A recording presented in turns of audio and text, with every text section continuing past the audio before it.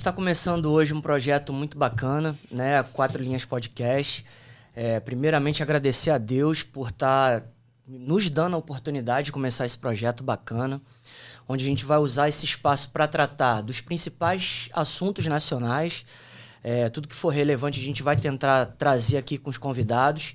E eu espero que vocês gostem.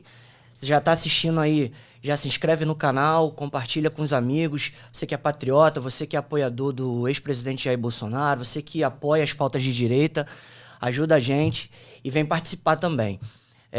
E para trazer nesse projeto, junto comigo, eu trouxe um cara muito bacana, que é o Paim. O Paim é diretor, é artista e vai tocar aí com a gente. Ele vai contar um pouco sobre ele. Como é que você tá? Miguel, primeiramente agradeço aí a honra de estar compartilhando contigo esse momento, essa nova jornada. É um projeto que promete bastante e eu estou aqui para somar, para agregar valores em prol da nossa nação, que é o principal, né? Bacana. Vamos para frente, que promete muito. Então é isso. Hoje a gente vai trazer aqui o Jairo. Eu estava falando com você, estava falando com ele, Jairo, da necessidade que eu tinha de te trazer aqui pela história que se desenrolou do movimento armamentista na minha vida. Eu que sou um sobrevivente da violência, né? Então a gente pegou muita identificação. O Jairo foi um cara que me apresentou o mundo do tiro de uma maneira mais contundente, né? Eu sempre fui um entusiasta, sempre fui um cara que apoiei a causa. Por ter acontecido esse acidente comigo, né? Eu sofri um sequestro relâmpago em 2017, isso veio mais latente, né? Isso ficou mais na veia. E o Jairo foi um cara que me recebeu no clube dele, através de um amigo. Eu nunca tinha ido num clube de tiro, e aí a gente bateu um papo lá. O Jairo foi super solícito, como ele sempre é lá. Me levou, a gente conheceu um clube, o American Shooting Club. Um abraço aí pra galera do American, todos os instrutores, Edir, Galuso, Eric, mas quem, Jairo? Fala aí. Tem o Luciano, tem a galera toda, né? Eu tô falando porque essa galera tá um pouco mais presente lá quando eu tô. E o Jairo me recebeu. E a gente conversando fora daqui, a gente bateu um papo sobre o que é e como está a causa armamentista, né? Antes, durante e depois da era do Jair Bolsonaro. Um cara que abriu o mercado, deu oportunidade para os empresários. E aí o Jairo vai falar muito bem sobre isso. Então, assim, eu estou muito satisfeito da gente estar abrindo esse programa com você, de verdade, papo firme. E eu espero que a gente possa contribuir também. Hoje aqui o espaço é teu. A gente vai tratar de vários assuntos sobre a pauta armamentista. Uma delas é o impacto que o decreto desse atual governo está causando no setor econômico dos empresários, já que vocês investiram muito, vocês dão oportunidade, vocês estão gerando emprego, né? Estão abrindo porta para o esporte. A gente vai falar sobre isso aqui também. Então, meu irmão, o microfone é teu, fica à vontade. Inclusive, Mugue, a pauta foi nota 10 a ideia dessa pauta aí, porque é um tema polêmico. É um tema, querendo ou não, um tema polêmico. E nada melhor do que um especialista como o Jairo aí. Então, parabéns pela sacada de pegar essa temática, estreando aí com essa sacada que o povo precisa saber, tirar dúvida e tudo mais. Bacana. Jairo, primeiro, mais uma vez te agradecer por estar aqui. Vamos um pouquinho direto ao ponto. Como é que está a situação do setor armamentista depois do decreto? Num geral, num todo. O que você está vendo? Como é que está a receptividade dos empresários? Como é que está o movimento dos clubes? Como é que está o planejamento para a gente tentar avançar um pouco sobre esse decreto, né? Ou tentar coibir um pouco esse decreto? Como é que está a situação? Bom, primeiramente gostaria de te agradecer, tá, Fernando Muguê, ao Paim também, pela oportunidade que vocês estão me dando aqui de falar. Isso é extremamente importante, principalmente no momento que nós estamos vivendo. Te parabenizar vocês dois pela iniciativa que vocês estão tendo. Isso é de extrema importância. A gente precisa atuar também nessa questão da artística, nessa questão de levar informação às pessoas. Existem muitas pessoas ainda que carecem de informação. Então, queria te parabenizar por essa iniciativa também. Vamos lá. 4 anos de governo Jair Bolsonaro, não vou nem usar nome, vou falar um antigo governo. E nós tivemos realmente uma abertura, não só do mercado interno para marcas de fabricantes internacionais, tivemos um acesso, uma flexibilidade maior do que se tinha em outros governos. E aí, durante 4 anos, foi construído, foi criado negócio, foi criado empresas, pessoas começaram a viver do mundo do tiro, tanto voltado para a legítima defesa, quanto voltado para o esporte também. O esporte ele é predominante nessa nossa atividade. Existem muitos esportistas. Hoje, o mercado ele é todo voltado para o desportista, porque o mercado da legítima defesa ele existe, mas ele é voltado para a área da segurança pública. Então, o mercado dos clubes, o mercado das lojas atende muito mais o mercado voltado para o desportista, para o esportista, do que para a segurança pública. Então, nós tivemos esses 4 anos dessa flexibilização, várias empresas foram criadas, vários empregos foram criados, a economia ela ficou pulsante dentro dessa área e, de um dia para o outro, infelizmente, o atual governo, ele com uma medida arbitrária, sem ouvir ninguém, sem saber qual o impacto que essa atitude deles teriam, no dia 1º de janeiro, eles emitiram um decreto. A gente fala que é um decreto assim, que praticamente queria exterminar com essa atividade do tiro desportivo no Brasil. A gente está falando, né, de 4,7% do PIB nacional, então é uma quantia expressiva. Isso foi um número levantado pelo movimento Pro Armas, que hoje é um movimento que o clube está linkado, e foram mais de 3 milhões de empregos. Vou dar um exemplo aqui, para poder a gente usar um termo prático. No clube, lá no nosso clube, nós tínhamos 15 funcionários e a partir do decreto a gente pulou de 15 funcionários para 6. Então a gente está falando aí de 9 famílias que perderam o emprego. Foi porque eu quis? Não, foi porque o movimento do clube caiu, foi alterado, como em muitas lojas e em muitos clubes. Nós tivemos que nos adequar para a gente poder manter a saúde financeira do negócio. Então, eu acho que a maior crítica, só para poder finalizar o pensamento, Muguê, foi com relação à emoção. A gente, na vida, tudo que a gente age com emoção, a gente nunca age certo. E o governo, infelizmente, ele não quis saber de nada. Ele agiu com 100% de emoção. Ele foi emotivo. Ele queria, de alguma forma ali, ou punir o antigo governo, ou punir a gente de alguma forma, e ele agiu com emoção. O problema é que ele agiu com emoção e ele trouxe uma causa muito ruim, que foi um nível de desemprego muito grande. E essa questão da economia diminuiu a arrecadação para o município, diminuiu a arrecadação para o Estado, diminuiu a arrecadação para o governo federal. O nosso setor ele é extremamente taxado e é um setor que, quando se lida com PCE, você precisa, não tem como você, vamos dizer assim, em outros setores, você ainda consegue, eu tenho que tomar cuidado para falar isso, você ainda consegue, de alguma forma ali, você consegue ainda trabalhar sem sem que o governo saiba tudo que você está fazendo. No nosso setor não tem. Você compra uma munição, você tem que dar uma nota fiscal, a pessoa tem que comunicar o Exército, comunicar a Polícia Federal. Então é extremamente controlado, extremamente rigoroso. Então a arrecadação, ela com certeza caiu muito.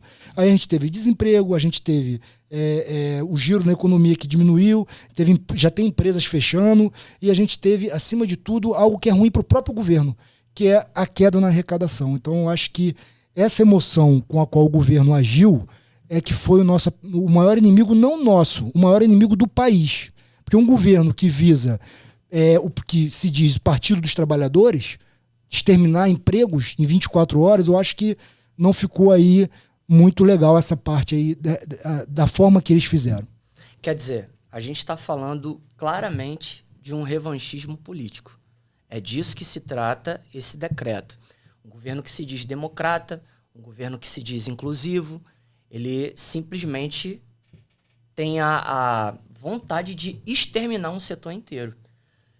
Está ignorando a economia, está ignorando o esporte, está ignorando o setor econômico assim, para o próprio governo. Então, quer dizer, complicado. Quer perguntar alguma coisa para ele? Tem alguma dúvida? Não, dúvidas eu tenho um monte, né? Porque esse é um assunto muito interessante. Estava conversando com o Muguê no caminho para cá. Eu não sou especialista no assunto. Vocês são entendedores desse assunto.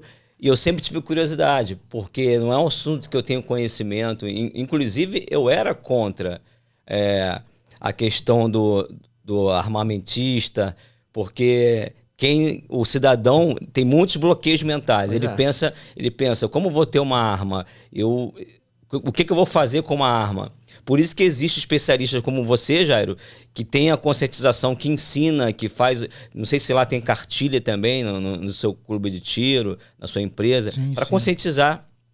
Então, eu tenho certeza, vai ser um grande sucesso essa abertura, porque o Brasil tem muita gente desinformada.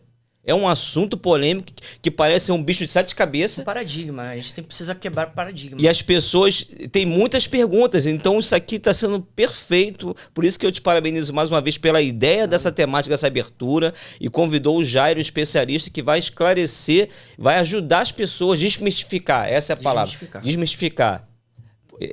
Com esse tema polêmico que eu estou gostando de aprender. E agora, só para finalizar aqui esse meu pensamento, partindo do princípio, eu era contra, né? Mas hoje em dia, essa globalização, a atualidade, a criminalidade, a gente parte do princípio seguinte: quando ocorre uma situação de crime e a gente vai zelar pela vida de quem? Da família ou do criminoso? É óbvio que é pela família. Então, a gente não vai ser a favor do criminoso, a gente vai ser a favor da família, a defesa da família, certo? Então, eu acho que está mais do que certo o seu pensamento aí. O que você tem a dizer sobre essas questões, assim, mesmo bem intimista da família, do bloqueio de ter uma arma em casa, da família, dos preconceitos, né? O preconceito é um grande fator, né? Bom, o que acontece, Paim? Nós precisamos ter em mente que, de forma alguma, em momento algum, a gente quer obrigar ninguém a comprar uma arma de fogo. Até porque a arma de fogo, ela precisa dos seus cuidados, ela tem os seus controles, tanto para você adquirir quanto para você manter ela. O que a gente luta e o que a gente briga é pela liberdade. A gente quer a liberdade de opção, de deixar quem quer e quem precisa ter acesso a uma arma de fogo, ter arma de fogo, ou comprar arma de fogo, ou até mesmo praticar um esporte, que hoje, como eu disse, a grande maioria que tem acesso à arma de fogo hoje está voltada para o esporte. A gente não quer obrigar ninguém a fazer isso. A gente não vai obrigar. Ou você está obrigado a comprar uma arma de fogo. O que a gente quer é apenas ter a opção de, caso necessite, ou caso queira praticar um esporte, ou necessite por uma ameaça, por algum motivo, ou necessite porque mora numa fazenda, mora num lugar esmo. Nós temos, nosso Brasil, o agro no nosso Brasil, ele é gigante. Eu diria que, se não é o melhor do mundo, é um dos melhores. Nós temos fazendeiros com hectares e hectares de terra. O fazendeiro precisa cuidar da fazenda dele. Como ele vai fazer? Existem vários tipos de animais silvestres. Então, o que a gente quer é apenas que se mantenha a opção de quem precisa, de quem necessita e de quem quer. Quem não quer comprar, quem não quer ter acesso, não tem problema. Exato. Olha, eu não quero, não tem problema. Eu vou puxar um pouco um outro tema que está um pouco em alta, e aí eu vou ter que citar aqui o autor de um projeto, que é o deputado federal Mário Frias. Inclusive, nós tivemos contato com ele quando nós fomos a Brasília, no início de fevereiro. Ele está brigando muito pela pauta da mudança de sexo de crianças, né? De crianças de 4 anos, 5 anos, 6 anos. Eu tenho uma filha de 4 anos. E hoje, você permite que uma criança de 4 anos, que os pais determinem e que os pais digam: olha, eu quero trocar o sexo da minha criança. Porque uma criança com 4, 6 anos, ela não consegue se autodeterminar. Ela precisa de um responsável para dizer o que é certo e o que é errado. E hoje é liberado. Inclusive o SUS faz esse tipo de serviço. O SUS, nós pagamos por esse serviço. Mas a arma de fogo, para eu ensinar o meu filho, só quando ele tiver 18 anos. Então, peraí, o mesmo Estado está dizendo para mim que eu só posso ensinar o meu filho a se defender, ensinar o meu filho um esporte de tiro quando ele tem 18 anos, mas eu posso determinar que meu filho troque de sexo. Isso não é crime, isso não há problema. Então, eu acho que existe aí uma contradição muito grande, pai, porque eu posso trocar o sexo do meu filho, mas eu também não quero que meu filho faça um esporte de tiro ou que ele tenha acesso à arma de fogo. Mas, então, é um contrassenso. Agora, a gente precisa entender que, da mesma forma que a gente não é obrigado a trocar o sexo do nosso filho, caso a gente entenda ser necessário, a gente também não é obrigado a comprar uma arma de fogo. É a mesma coisa. A gente não quer obrigar ninguém, mas se os pais decidirem, optarem, entenderem que vai ser melhor para o filho deles trocar o sexo, com 4 anos o pai pode decidir. Mas nós, com 30, 40, 50, 60 anos, não temos o direito de decidir se queremos ou não ter uma arma de fogo? Que Estado é esse? O Estado, de uma hora ele fala uma coisa, de outra hora ele fala outra. A gente só quer a mesma liberdade. Se o Estado deu a liberdade para os pais decidirem que os pais podem trocar o filho, e eu não concordo com isso, tá? Mas é o Estado que está concordando, o Estado, inclusive, já faz isso.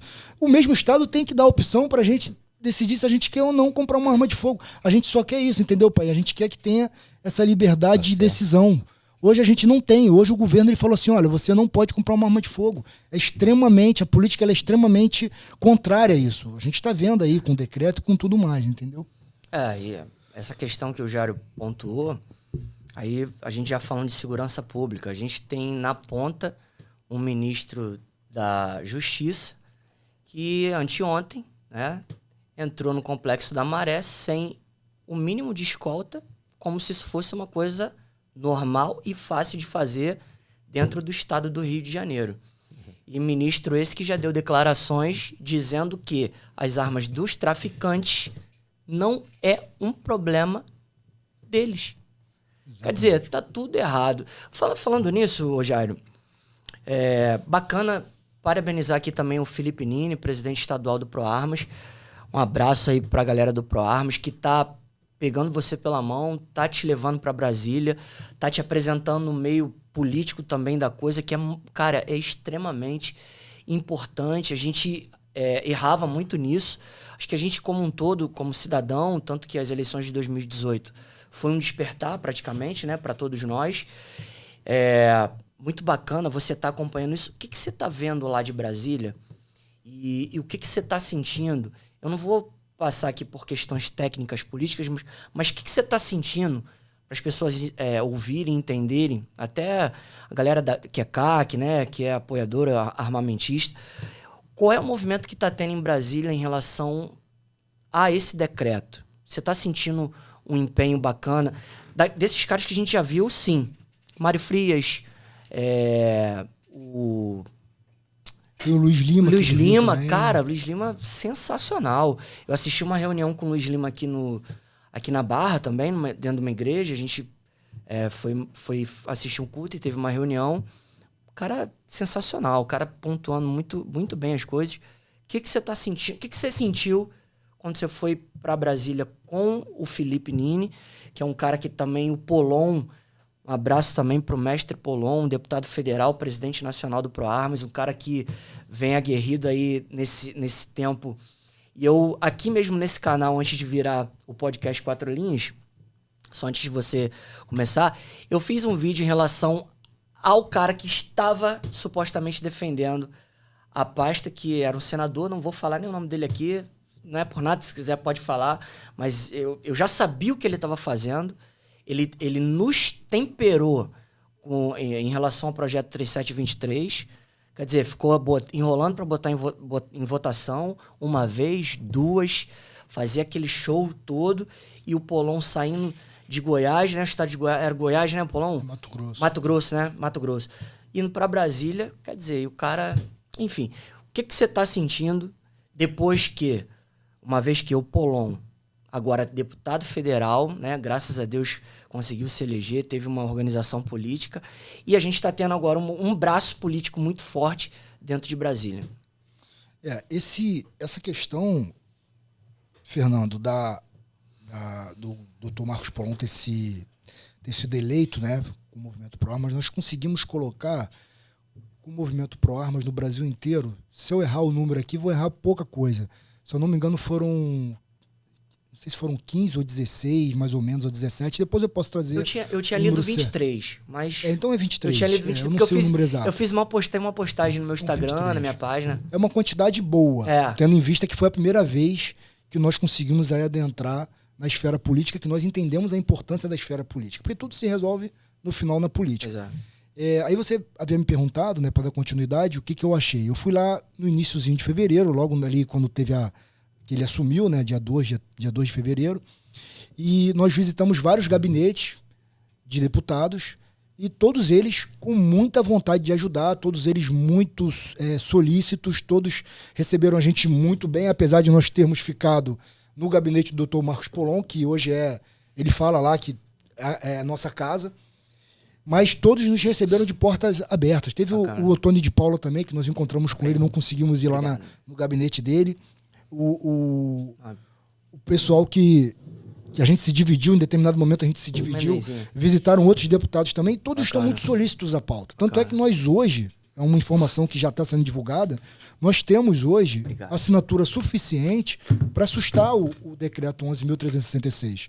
Nós temos assinatura. Aí, vamos lá. Bacana, eu também estou acompanhando isso, mas vamos... Se você quiser ir sem filtro, por que ainda não foi aberto? Se a coleta de assinaturas, ela, assim que ela atinge... Automático, né? Cadê? O que você tá achando? O que tu tá achando? Por que não abriu ainda? Existe uma resistência muito grande. Brasília é complicado, né, Fernando? Você sabe disso, você também é estudante político. Brasília é complicado, né, Paim? A gente sabe que lá nada é fácil. Vimos aí o nosso antigo presidente, 4 anos e foi difícil. Foi difícil e no final a gente viu no que aconteceu. Tá tendo resistência, sim, contra esse PDL, mas já estão vendo que a gente tem condições de vencer, que a gente tem condições de sustar. E aí eu vou trazer uma informação aqui, Fernando, não muito precisa, mas uma informação genérica. Quando o Bolsonaro emitiu os decretos, lá atrás, foram, se eu não me engano, 3 decretos, houve também a mesma coisa. Houve um PDL por parte deles, esse PDL passou na Câmara, ele já estava com assinatura para a Câmara, e aí quando ele ia para o Senado, o que aconteceu? O governo, na época era o Bolsonaro, editou novos decretos, porque já sabia que aquele ali ia ser sustado. O que a gente... Pode ser que vai acontecer exatamente isso, pode ser que aconteça. No meio do caminho, o governo vai ver, não, olha só, aqui a gente perdeu, então vamos mexer aqui, e aí é onde a gente consegue sentar para conversar, consegue debater. É exatamente nessa questão. Então, está tendo uma resistência grande, e eu acho que isso é natural, isso é normal, nada lá em Brasília funciona rápido, funciona para ontem. São 513 deputados federais, não é isso? 81 senadores. A gente está falando de quase 600 pessoas de 26 estados no Distrito Federal, 5 mil e poucos municípios. E, assim, quem vai lá entende que existe o Brasil todo tá ali dentro. Então não é fácil você construir uma narrativa única. Se já conseguiu as assinaturas, já é muita coisa. Conseguir pautar e conseguir aprovar já é outra guerra. E a gente está agora nessa guerra de pautar e de aprovar, mesmo sendo automática, etc. E agora, voltando lá ao que você tinha me perguntado. Então, fomos em vários gabinetes, visitamos todos estão... Tem muita gente, tem muito deputado a favor, tem muito deputado que, mesmo que não seja da pauta armamentista, entende a importância do setor para a economia, porque eu posso não entender nada de armamento, eu posso não entender nada do mundo do tiro, mas eu entendo de números. Se eu tiver mais desemprego, a minha economia vai cair. Se eu tiver menos arrecadação, eu vou ter menos dinheiro para pagar os compromissos do ente ali federativo, seja município, estado ou governo federal. Então, não entende de pauta armamentista, mas entende de números. E os números dizem que você não pode atacar um setor grande desse de uma forma rápida assim, né? E quase que praticamente destruir um setor. Então, fomos em todos os deputados, temos um apoio grande. Hoje o Congresso, é o que o Dr. Paulão sempre fala, nós não temos o que muitos pensam, na verdade é o contrário, nós não temos hoje uma maioria no Congresso. Hoje nós temos o maior Congresso conservador da história do Brasil. De fato, nós temos o maior Congresso conservador da história do Brasil. Mas não temos a maioria ainda. E aí, para a gente construir essa maioria, isso leva tempo. Isso é demorado, isso é cansativo.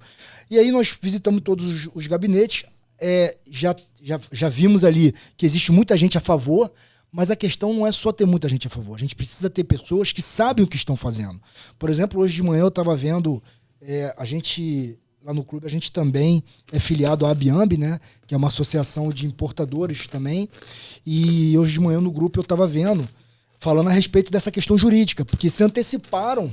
E aí, já se anteciparam a questão jurídica, o ministro Gilmar Mendes, de uma forma monocrática, já foi lá e já decidiu por todo mundo. Então houve uma precipitação de alguém. E o problema é esse. A gente tem muita gente querendo ajudar, mas a gente precisa sincronizar, a gente precisa se organizar.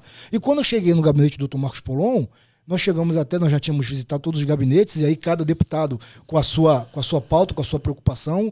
Foi até no dia em que o Marcos Duval havia falado lá aquelas coisas, e aí tinha deputado preocupado, e o doutor Marcos Polon estava sentado e falou, olha, eu já sei disso. Doutor, mas e essa questão? Isso aí eu já resolvi. Doutor, e essa questão? Essa aí eu já falei com o deputado Bilinski. Doutor, e essa questão do Nicolas? Já conversei com ele. E ele já estava com tudo dominado. Por quê? Porque o doutor Marcos Polon, ele já estava indo a Brasília, mesmo sem ser deputado federal. A diferença é que antes ele ia a Brasília e batia de porta em porta, ficava e alguns recebiam na mão, né? Exatamente. O cara ficava com alguns recebiam e alguns não. Hoje ele tem um gabinete dele, ele está lá dentro. Muito então bacana. Nós temos um nome forte lá, Fernando. Inclusive ele tem uma boa entrada, uma boa receptividade com o presidente do PL lá, né, que é o Altineu. Altineu Corte. Então a gente está bem otimista com relação a isso. Bem otimista. E eu acho que com muita resistência, com muita vivacidade, com muito amor, né, ao setor, com muito amor a essa pauta, a gente vai continuar vivo sim. A gente vai continuar a vencer isso, a gente vai vencer e vai continuar vivo sim. Falar em amor aqui também, eu quero mandar um abraço. Eu sou cria do American Chute, sou American Chute na veia, mas eu quero mandar um abraço aqui para um cara muito bacana lá de Nova Iguaçu, que é o Henrique, o Rico.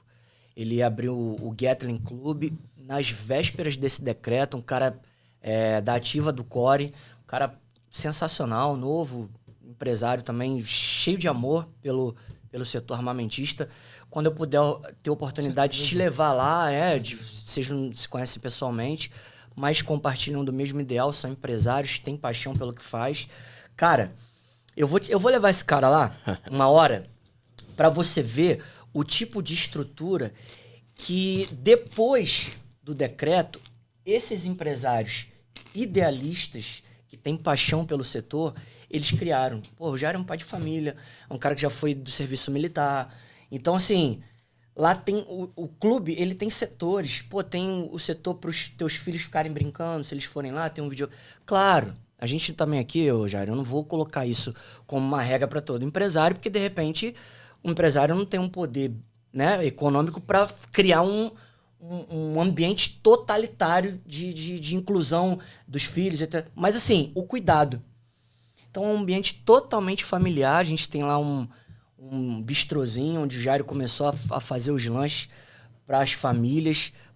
Eu já fui em competições no clube, só família, pai, marido com mulher, as crianças, muito bacana. Eu tenho vontade de conhecer. Eu vou te levar lá para você dar uns tiros, né, com todo cuidado. Eu sei que eu vou apanhar da patroa, mas vou falar com ela que é de chumbinho. Mas isso é interessante. Leva ela também, que vai ser legal. Pode levar. Ela vai gostar. Pois é. Capaz dela não querer mais deixar de ir lá. E você vai ter que ir lá. Não, eu acredito sim. Eu queria aproveitar, você falou aí, aproveitar esse gancho de crianças, que você falou na questão bem delicada aí, e fazer até uma brincadeira aqui, porque de criança eu entendo muito bem, 30 anos eu lido com criança através da arte da cultura, criança e adolescente, a psicologia infantil é minha especialidade também. Mas vamos lá.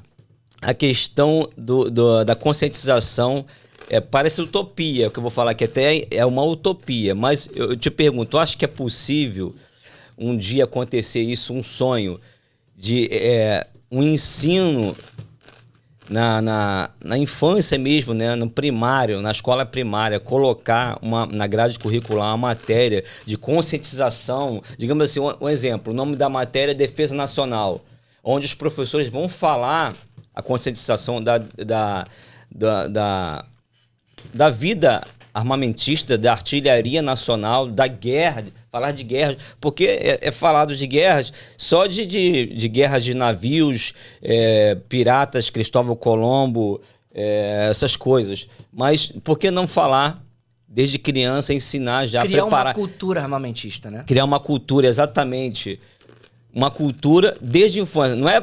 A criança, daqui a pouco a mãe fala assim, pai, você falou que meu filho vai querer levar um revólver para a escola. Não, é uma conscientização, criar uma cultura, criar um cidadão desde de infância, um cidadão consciente do que deve fazer ou não fazer, preparado psicologicamente, porque um cidadão consciente com uma arma, psicologicamente preparado, tecnicamente preparado, ele deve ser preparado desde a infância, desde a adolescência. Concorda comigo? É meio utopia isso, mas quem sabe no futuro próximo possa acontecer aí, né? De ter um ensino infantil de preparação de defesa nacional, defesa pessoal. Aí o diretor contrata também um monge tibetano para ensinar Kung Fu. Tu vê, Jairo? Tu vê uma... Eu não sei... Assim, a gente veio conversando sobre isso. É uma coisa que precisa vir da ponta, né? Uma questão constitucional. A gente precisava mexer na Constituição. A nossa Constituição, ela... Se não é falha, ela já não é respeitada, a gente já sabe disso. Acabou a segurança jurídica para você sequer entrar com um processo. Mas tu crê nisso? Acredito que como empresário, um cara que vive o clube, se preocupa com as crianças, você consegue vislumbrar isso, mesmo sendo utopia, mas tu consegue ou não? No futuro próximo... No futuro nem tão próximo, mas... Eu sou bacharel em Direito, né, pela Universidade de Estácio de Sá. Fiz concurso público durante muitos anos, então tive um professor lá na faculdade que ele falava o seguinte: nós temos que tomar cuidado para a gente ter uma Constituição, não ter uma Constituição que vai governar pessoas vivas sendo governada por pessoas mortas. Então, na minha opinião, uma opinião pessoal minha, não tenha dúvida, eu acho que nós deveríamos ter sim uma reforma aí constitucional, até porque hoje, quem já escreveu a Constituição, quem já participou, se não está próximo de falecer via óbito, já faleceu. Então, hoje nós temos uma nova cultura, nós temos uma novo pensamento. Eles estão no governo. Pois é. Exatamente. Muitos deles estão no governo e às margens do governo. Fernando Henrique, Sarney e blá, blá, blá. Sim. Então, acho que a gente deveria tomar cuidado, acho que já deveria aí ser invocado o poder constituinte originário, né, que é quem diz que nós temos que fazer uma nova Constituição, e ele fica latente, a gente pode fazer isso a hora que a gente quiser, mas eu acho que o momento não é esse, né? Não nesses 4 anos. Poderia ter sido feito nos 4 anos passados. Perfeito. Mas nesse momento agora, acho que a gente não tem que mexer nisso. Mas vamos falar da cultura. A cultura é uma coisa extremamente importante, Painho. Hoje, você tem na cultura informações para os nossos filhos que a gente não concorda, né? A gente não concorda. Mas eles concordam. A pauta lá do governo, né? O MEC, o ensino, ele estipulou que essas informações devem chegar aos nossos filhos. E eles decidiram que a informação do acesso às armas, da legítima defesa, da própria defesa do país, a gente não pode ensinar aos nossos filhos desde cedo. Então isso é uma guerra que eu diria que é uma guerra cultural. A gente precisa mudar isso. Perfeito. Por que a gente podia antes levar o filho com 14 anos ou a filha, com autorização dos pais, para o clube de tiro, eles poderiam atirar com o instrutor, 14 anos. Isso há 6 meses atrás. Pois é. Por quê? Porque a gente já estava pensando, o governo Bolsonaro, o antigo governo, estava querendo implantar a cultura disso. E aí, o que aconteceu? O STF, lá com a suspensão dos decretos, cortou. Então, hoje você só pode ter acesso à arma no clube de tiro a partir de 18 anos ou com uma autorização judicial. Eles bateram diretamente na cultura, pai. Então, é óbvio, a gente tem a possibilidade, sim, da gente conquistar essa parte da cultura, mas não vai ser uma guerra fácil, não vai ser uma guerra que a gente vai conseguir da noite pro dia. O próprio Dr. Marcos Polon, no final do ano, naquela confusão toda, e todo mundo ficou abalado, né, porque todo mundo esperava um resultado diferente, ele falou, cara, a nossa guerra agora não é o que a gente estava pedindo, agora é a guerra cultural, a gente tem que trabalhar em cima da cultura. E, na verdade, a gente tem que usar o que já foi usado anteriormente por esse governo aí que está atualmente que está na cadeira de presidente. Que é o quê? Lá atrás, né? Não tome quartéis, tome escolas. Eles tomaram as escolas. Exatamente. As escolas hoje são deles. Você pega qualquer pessoa do corpo docente, é raro você conseguir alguém que tem uma pauta conservadora. É raro você conseguir alguém que tem uma pauta conservadora, porque já desde cedo já é implantado ali aquela cultura. Então, pai, respondendo a sua pergunta, eu acho que teria sim que ser colocado. Já existem países que trabalham dessa forma, países asiáticos que colocam as crianças na sala de aula ali, inclusive uniformizados, para desmontar e montar o armamento. Aí, até porque... Então não é uma utopia. Não, de forma alguma. Pra gente hoje é. Pra nós, sim. Pra nós hoje é. Mas ao redor do mundo, dos países... O Brasil, como sempre, é atrasado. Infelizmente. Então, porque, por exemplo, você tem... O policial, ele tem que ter arma, não concorda? Sim. O militar, eles têm direito a acesso às armas, ele tem inclusive porte de arma. Ele tem filho, ele tem sobrinho, ele tem sobrinha, tem pessoas pequenas. Então, por que eu não posso ensinar na cultura que a arma ela tem que ter determinados cuidados, que a arma ela serve para isso? E vou além. Por que não ensinar para nossas crianças, para os nossos adolescentes, a nossa cultura de proteger a nossa pátria, a nossa cultura de amar a nossa bandeira, a nossa cultura de respeitar o próximo? E a gente hoje, infelizmente, até o hino nacional tiraram das escolas. A bandeira estão querendo, querendo derrubar a nossa bandeira, colocar uma outra bandeira. Então, eu acho que não é uma utopia, tá, Painho? Respondendo diretamente a sua pergunta, acho que é uma coisa que é de extrema relevância, é importante, mas infelizmente nesse momento agora a gente vai ter que trabalhar muito para conseguir implantar essa cultura no nosso sistema de ensino, seja ele no sistema de ensino armamentista, que são os clubes, as escolas, ou mesmo na fase escolar da criança. Quer dizer, não temos a cultura de ensinar essas questões de defesa, do assunto sobre armas, mas a cultura quer empurrar para a criança uma revistinha que tem buraquinho, que enfia o dedinho, quer forçar a criança a fazer um trabalho psicológico na criança. Então, quando fala a palavra cultura, eu já fico aqui nervoso aqui, porque cultura é minha área. Eu tô doido que chega, né, Miguel, o nosso próximo tema aí, que vai ser cultura, que eu tô aqui, ó, na garganta e tá lá para descascar tudo que tá de errado na cultura desse país, nesse desgoverno abençoado. Verdade. O pai é um cara da cultura, literalmente, porque ele é produtor, ele é diretor, ele é o cover oficial do Chaplin, ele é um dos covers oficiais do Chaplin do Brasil. A gente vai tentar aí, né, no futuro próximo, ir para a Europa lá para falar com a viúva do Chaplin, para ver se ela reconhece ele. Não, na verdade é filha. É filha, né? Filha. Geraldine Chaplin, de 78 anos, a filha do imortal Chaplin. É um cara que entende de cultura. E olha, para você ver como é que é... Conheço muito bem esse meu povo da cultura. Tô doido para descascar, muita coisa errada. É isso que a gente veio falando. A gente falou da cultura e eu falando, olha, a gente precisa também ajudar toda a pauta que a gente trouxer, a agregar ela dentro da cultura. Só que, para nós da direita, e aí é uma coisa que a gente não faz nem por mal, mas para nós, quando a palavra cultura ela é falada, tem um bloqueio. E assim como esse cara, e assim como ele ficou solícito a me ouvir sobre a pauta armamentista, o porquê, falei, olha, você é a favor e você nem sabe. Eu também fiquei muito solícito a ouvir a plataforma dele de cultura, porque é um cara que tem o mesmo pensamento nosso. Então, é um cara que vai nos ajudar nisso, é um cara que... E aí, você terminou de falar aí, Jairo. Sabe o que eles estão fazendo agora? E a gente falando de cultura, eles estão terminando de fechar as escolas cívico-militares. São as escolas que estavam sendo abertas no antigo governo, que tratavam dessa civilidade que a gente está perdendo. Cantar um hino nacional, a gente ter valores, bases, até em matérias. Eles estão fechando as escolas todas agora. Eu não sei se vocês viram nas plataformas, TikTok, Instagram, foi um oficial da PM, eu não sei se foi um capitão ou se foi um tenente, ele foi dar uma palestra da importância das escolas cívico-militares. Uma mãe de aluno, cara, foi na cara do cara, ficou gritando que não concordando.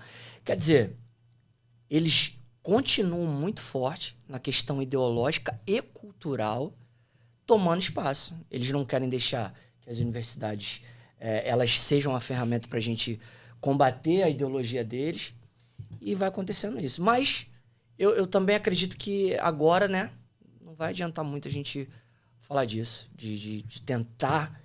Agora a gente precisa sobreviver.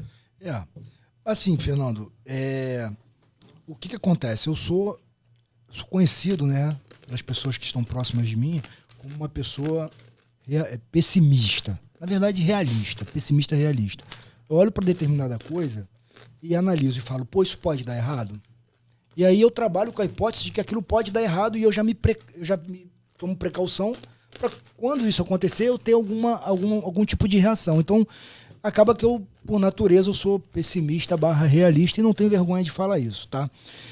Mas, quando virou o ano, e nós tivemos aí a substituição do nosso governo anterior, e aí tivemos o decreto no dia 1º de janeiro, e eu posso falar isso com muita liberdade, porque eu vivo isso.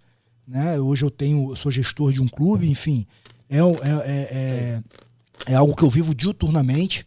Diria que 24 horas por dia, porque eu tô dormindo, acordo, penso, lembro, pô, vou fazer isso, vou fazer aquilo. Mas eu tô otimista. Eu tô otimista porque nós já vamos aí para 3º mês, né? E aí eu costumo dizer que tudo de ruim que podia nos acontecer pro nosso setor, pra nossa cultura, aconteceu. E nós ainda estamos respirando, com aparelhos, mas nós estamos respirando. Então eu acredito que nós teremos agora, daqui para frente, passamos momentos ruins em janeiro, com o congresso fechado, né? Passamos momentos ruins em fevereiro, principalmente, vou falar aqui dos lojistas e dos clubes, e dos despachantes, dos empresários desse setor. Mas eu acho que daqui para frente nós temos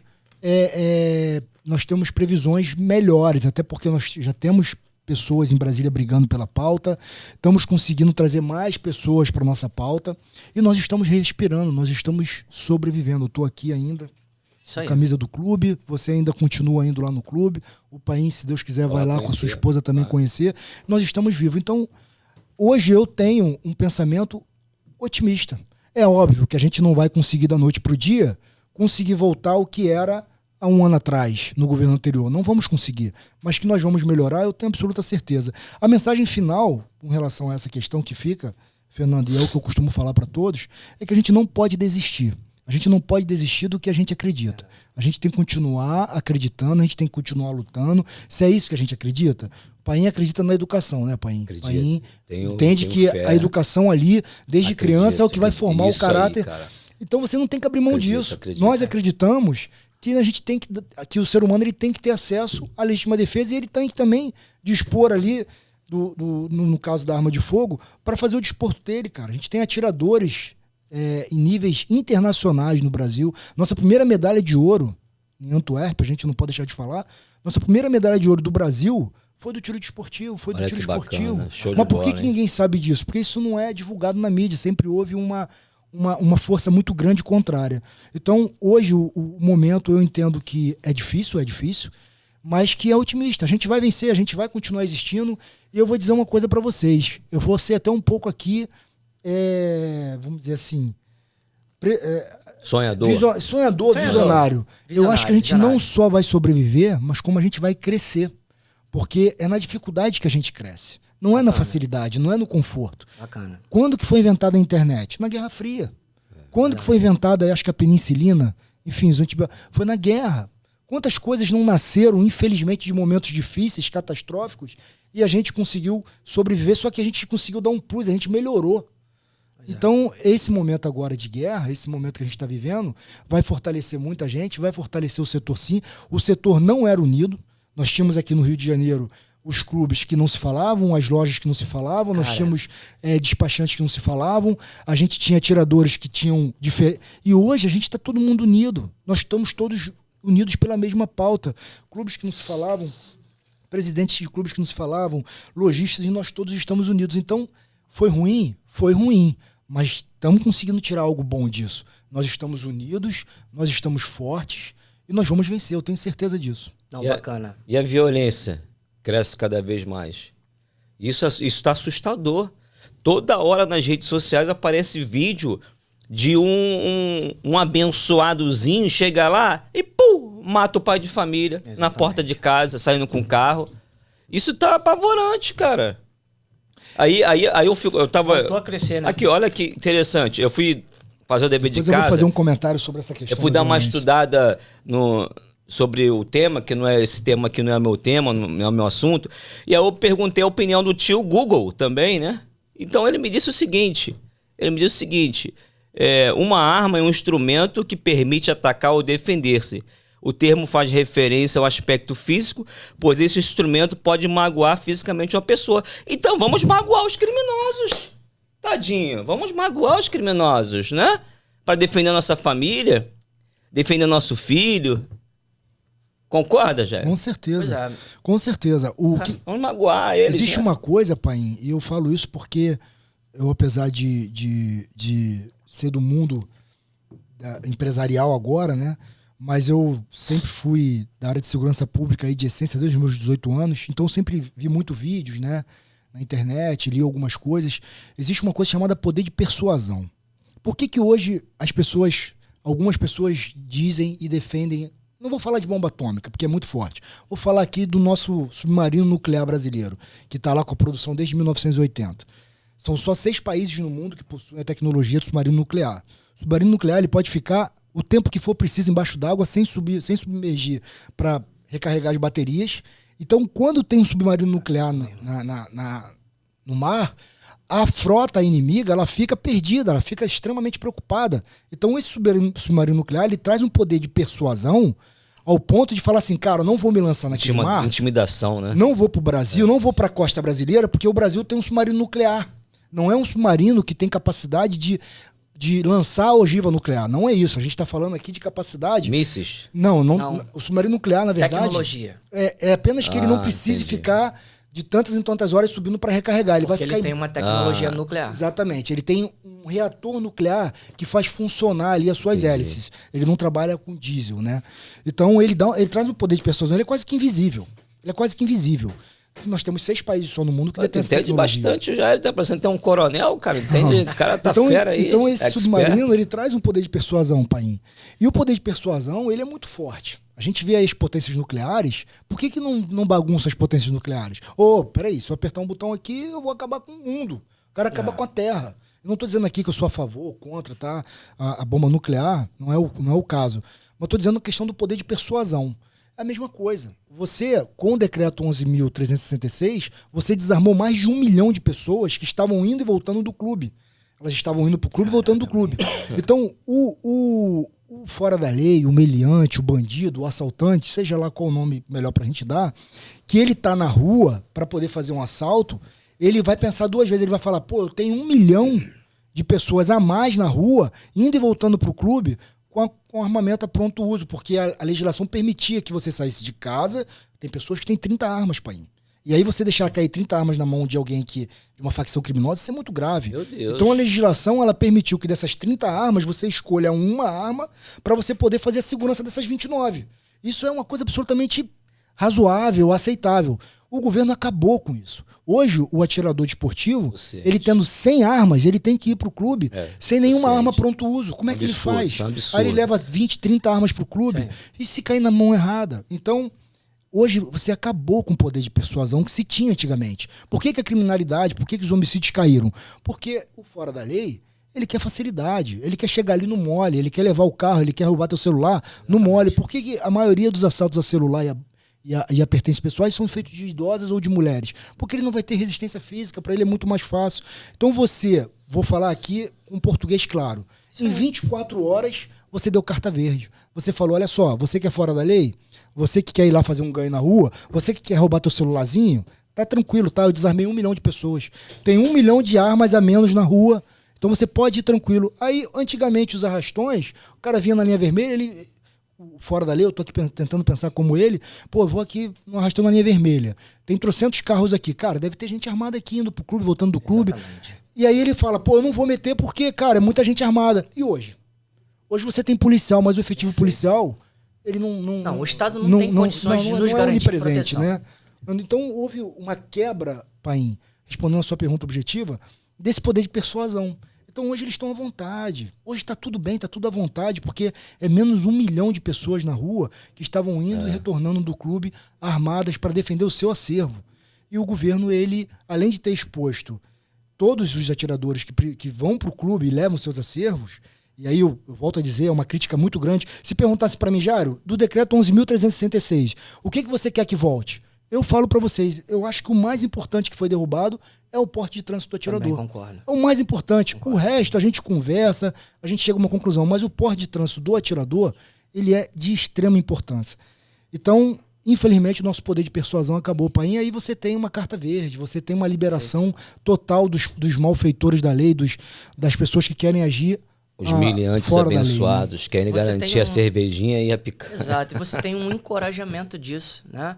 Um governo que em 3 meses se mostra totalmente aberto a conversar com as facções criminosas, um governo que está claramente fazendo das facções criminosas a sua força auxiliar, e a gente tem a prova do ministro da Justiça de entrar no Complexo da Maré sem uma escolta... Isso é uma piada. Isso não se discute. Acabou, isso não existe. E realmente, a gente veio conversando no carro, Jair, sobre isso, que eles agora estão à vontade. Então agora eles... Estão à vontade. Antes, eles sabiam que eles poderiam ter uma resistência. Falar aqui também um pouco das forças de segurança que tanto perseguiram os CACs, né, os atiradores esportivos, principalmente a PM. Eu que sou um entusiasta da instituição, sou um cara que eu apoio a PM e falo isso também com expertise de causa, porque no meu sequestro eu sofri uma bala perdida, que não foi bala perdida. Eu sei que foi a PM. Foi bala achada. Foi bala achada, foi numa troca de tiros entre os sequestradores que estavam comigo e a polícia militar. E eu decidi, depois disso tudo, mesmo as pessoas em volta de mim pedindo para que eu processasse o Estado, processasse o policial, eu decidi não fazer isso. Então, quando eu falo da polícia militar, que eu sou um entusiasta, um apoiador, é porque eu estou falando com a causa realmente ganha. Eu decidi não processar, porque eu entendi que, né, apesar da ordem não ter sido respeitada de refém, foi uma coisa que ele não queria fazer. E aí a gente tem os CACs, os atiradores esportivos, que podiam ser até uma força auxiliar inconsciente de uma força de segurança dessa, de uma PM, porque se você está em deslocamento, você está em ameaça, em justa ameaça, né, de assalto, e você pode reagir, você acaba ajudando uma PM, uma força auxiliar dessa. Isso aí.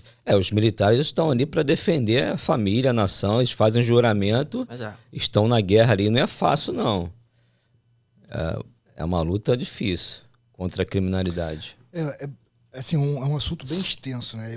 A gente está conversando e aí pipocam várias informações na minha cabeça e eu tenho que é muito grande. Eu tenho que saber definir. Mas só para a gente finalizar, com relação ao poder de persuasão, quando o Japão atacou Pearl Harbor, né, eles foram lá e destruíram a frota, etc. A ideia é eles já entrarem direto na Califórnia para poder tomar os Estados Unidos.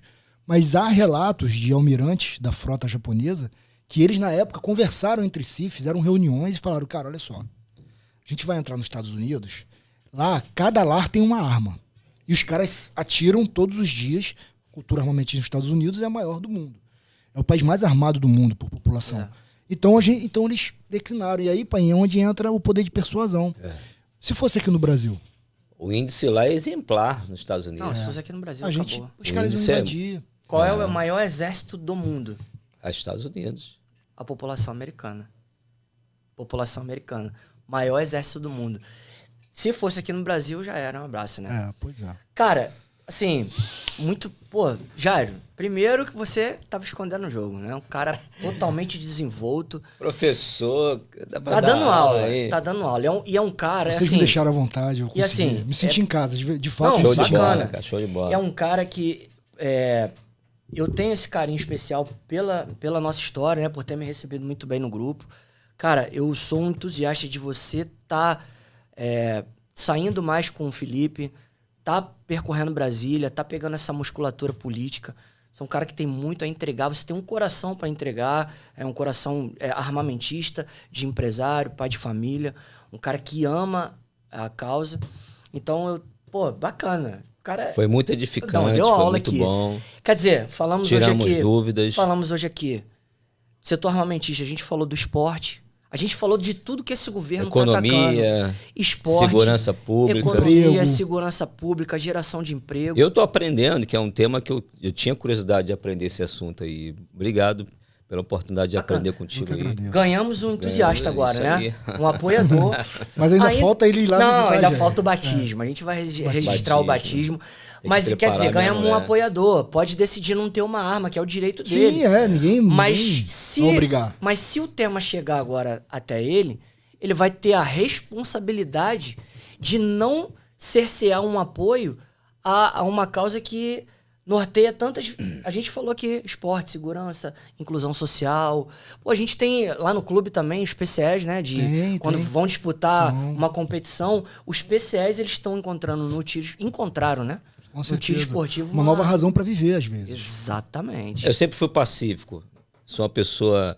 Mas eu sou extremamente pacífico também, eu sou da paz, sempre fui contra qualquer tipo de violência.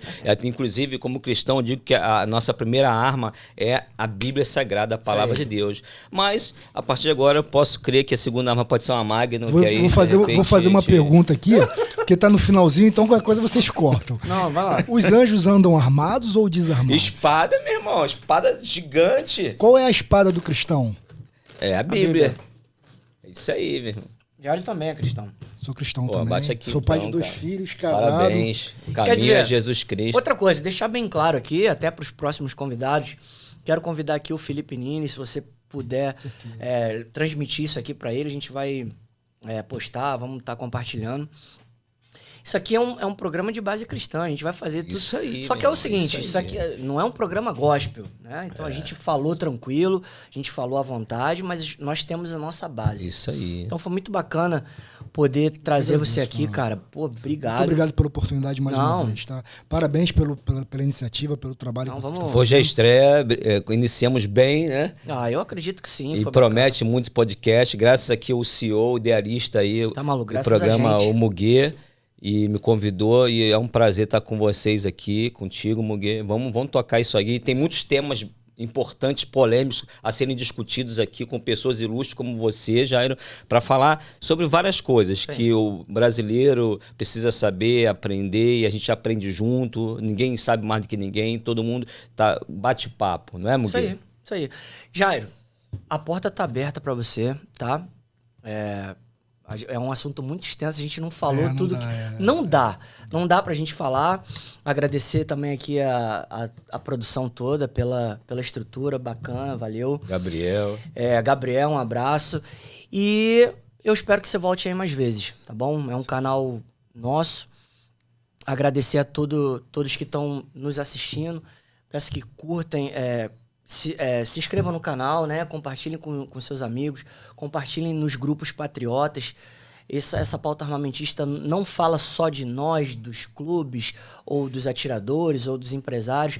Fala de um ideal de liberdade, né? Da gente poder ter a opção de se defender, ter a opção de praticar um esporte. E em relação à segurança pública. Então, é isso. Consideração final? É isso. Não, estou feliz, foi sucesso, vamos que vamos, tem muita coisa pela frente. Quero até citar aqui um texto aqui que eu estou inspirado, hoje eu estou inspirado, então já queria um texto aqui, me permita falar, e diz o seguinte: esse é um podcast inspirado no tamanho do desequilíbrio social do Brasil versus nossas riquezas essenciais, rumo às mudanças evolutivas em prol dessa nação sofredora, refém de um sistema corrupto. Bacana. Jairo. Bom, obrigado, tá? Volte sempre.